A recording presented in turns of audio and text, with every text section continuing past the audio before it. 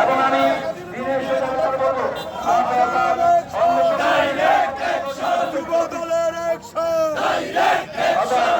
আমার জন্য আমি বলবো